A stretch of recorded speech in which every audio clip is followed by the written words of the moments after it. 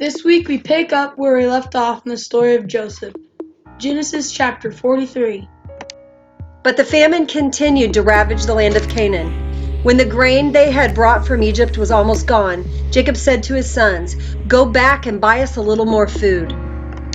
But Judah said, The man was serious when he warned us. You won't see my face again unless your brother is with you. If you send Benjamin with us, we will go down and buy more food. But if you don't let Benjamin go, we won't go either. Remember, the man said, You won't see my face again unless your brother is with you. "Why were you so cruel to me?" Jacob moaned. "Why did you tell him you had another brother?" The man kept asking us questions about our family. They replied. He asked, Is your father still alive? Do you have another brother? So we'd answer his questions. How could we know he would say, Bring your brother down here? Judah said to his father, Send the boy with me, and we will be on our way. Otherwise, we will all die of starvation, and not only we, but you and our little ones. I personally guarantee his safety. You may hold me responsible if I don't bring him back to you. Then let me bear the blame forever. If we hadn't wasted all this time, we could have been gone and returned twice by now. So their father Jacob finally said to them, "If it can't be avoided, then at least do this. Pack your bags with the best products of this land.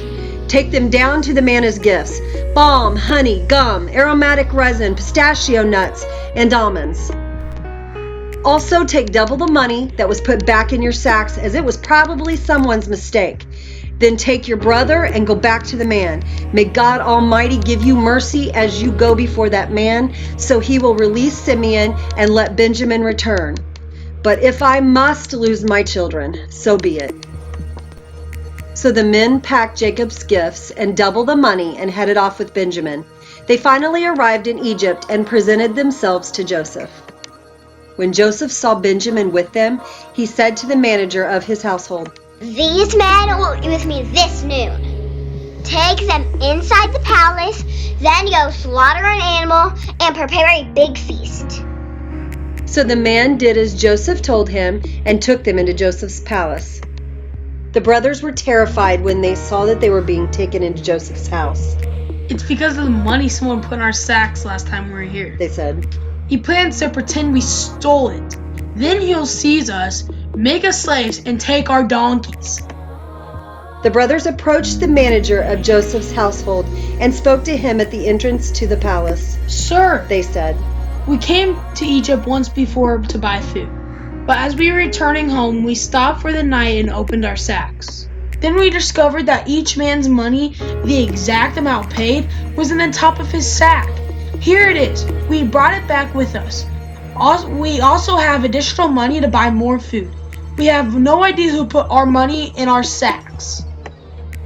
Relax, don't be afraid. the household manager told them. Your God, the God of your father, must have put this treasure into your sacks. I know, I received your payment. Then he released Simeon and brought him out to them. The manager then led the men into Joseph's palace. He gave them water to wash their feet and provided food for their donkeys. They were told they would be eating there, so they prepared their gifts for Joseph's arrival at noon. When Joseph came home, they gave him the gifts they had brought him, then bowed low to the ground before him. After greeting them, he asked, How is your father, the old man you spoke about? Is he still alive? Yes, they replied, our father, your servant, is still alive and well. and they bowed low again. Then Joseph looked at his brother Benjamin, the son of his own mother.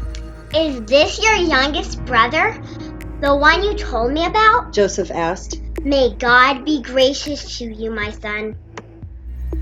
Then Joseph hurried from the room because he was overcome with emotion for his brother. He went into his private room where he broke down and wept.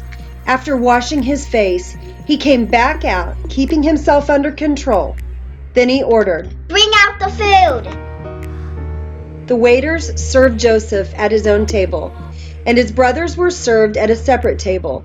The Egyptians who ate with Joseph sat at their own table because Egyptians despise Hebrews and refused to eat with them. Joseph told each of his brothers where to sit, and to their amazement, he seated them according to age, from oldest to youngest. And Joseph filled their plates with food from his own table, giving Benjamin 5 times as much as he gave the others. So they feasted and drank freely with him.